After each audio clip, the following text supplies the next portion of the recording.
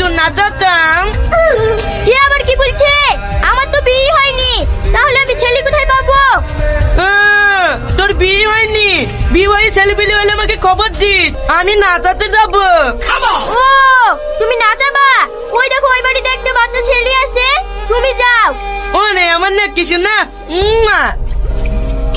কই রে বুবুরা, বাড়িতে বলে একটা কাঁচা ছেলে আছে, নিয়ে এসো, নাচাবো। আমি তোমাকেই খুঁজছিলাম, এসেছো, খুব ভালোই করেছো। এই দেখো আমার ছেলে, লাও একটু ভালো করে নাচাও।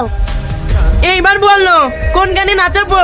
হিন্দি গানে 1500, ভোজপুরি 1200 আর বাংলা গানে 1000 টাকা। তাহলে বাংলা গানেই নাচাও। ঠিক আছে, বাংলা গানে নাচাচ্ছি।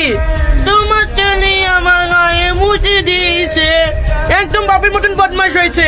এই তোমার ছেলে নাও, মুছে দেওয়ার জন্য 200 টাকা ধরে দিও। ঠিক আছে তাই লাও। এই বুবু, তোমাদের পাড়ায় আর কাঁচা ছেলে নেই? এই পাড়ায় তো আর নাই কাঁচা ছেলে, ওই পাড়ায় লালু মাস্টারের ছেলে হয়েছে, ওই পাড়ায় যাও। লালু মাস্টার বলতে গেলে ওই টাক মাস্টার, যার মাথায় কোনো চুল নেই। হ্যাঁ হ্যাঁ ওই মাস্টার। ওরে আমার লক্ষ্মী বুবু। বস বস, আপনার বউকে কোথাও খুঁজে পেলাম না। তোরা খুঁজে পাবিনি, যেভাবেই হোক ওকে আমি 1 সপ্তাহের মধ্যেই খুঁজে বার করবো। বস, আপনার বউ পালিয়ে গেলে প্রতিবার আপনি এই কথাই বলেন। এই বউটা দি আপনার 80টা বউ পালিয়ে গেল, একটা বউ ফিরিয়ে আনতে পারেননি। ফিরে না আসাই তো ভালো, আবার একটা নতুন বিয়ে করব। এই যা, পাড়া থেকে একটা ভালো মেয়ে ধরে লাইগা।